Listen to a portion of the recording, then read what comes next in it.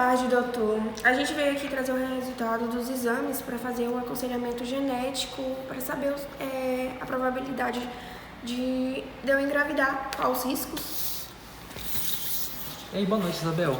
Então, pelo que eu tô vendo aqui nos seus exames, você já teve um filho, né, anteriormente, porém ele veio com a doença e veio a óbito, né? Foi isso mesmo? Sim, correto. Perfeito. Bom, essa doença, geralmente, ela é uma doença autossômica recessiva. No caso, o pai ou a mãe podem carregar os genes e o filho pode vir a nascer com a doença, no caso.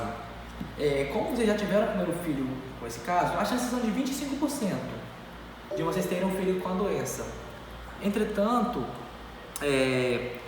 não há nada que certifique-se que vai ser ou não. O que eu posso orientar vocês é o seguinte: vocês têm um filho e fazem um acompanhamento. Quando ele nascer, vocês podem fazer uma biópsia muscular nele, esperar ele ficar um pouquinho mais velho. Se ele não desenvolver a doença logo de início, vocês podem, depois de 1 ano, 2 anos, fazer uma biópsia muscular para saber se ele tem predisposição a desenvolver a doença. Bom, você pode ter esse filho, porém você tem que ficar atenta à questão dos sintomas, né?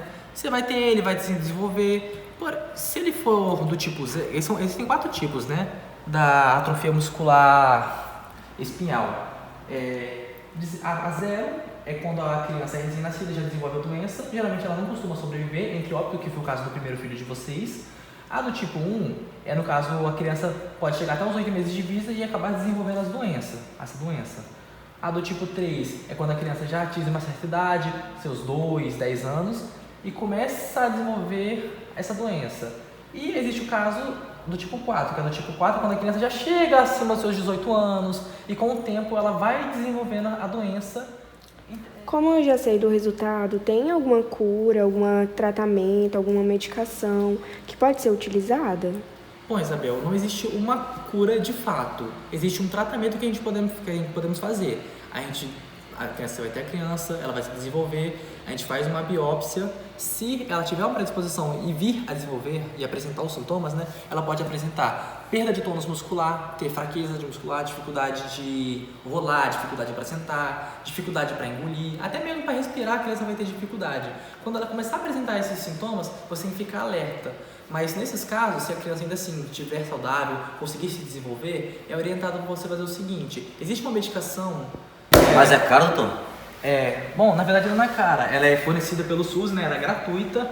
Basta você chegar com a farmácia de alto custo, mostrar o diagnóstico da criança, mostrando que ela tem a doença, e eles fornecem a medicação gratuitamente.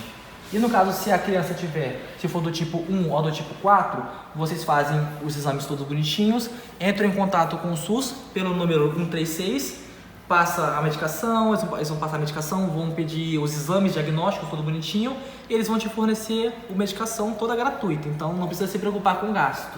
Que bom, senão ia até desistir de ter esse filho. Licença, doutor. Aqui, senhor.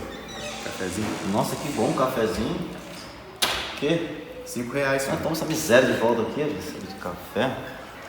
Então, doutor, o senhor poderia me explicar melhor detalhadamente a questão dessa doença? Porque o meu primeiro filho veio a óbito e os médicos não explicaram a causa, os motivos, nem os agravantes. Por quê? Sim, Isabel. Acontece muito isso, né? Esses médicos negligentes hoje em dia. Bom, o que é a atrofia muscular espinhal? Bom, ela é uma doença que ela é transmitida pelo pai ou pela mãe. Alguns dos dois podem carregar o gene, né, da doença, e o filho acaba desenvolvendo a atrofia muscular.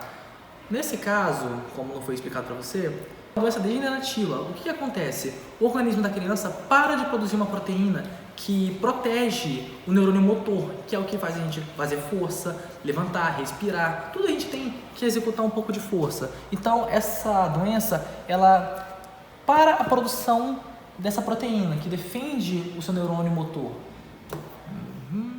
Bom, essa doença é uma doença muito rara, né? Como o primeiro filho de vocês falaram que teve, mas não tem uma explicação, não quer dizer que vai acontecer de novo. Tem uma probabilidade de 25% de chance, como vocês tiveram primeiro, algum dos dois podem estar carregando o gene. Porém, isso não impede de vocês de ter.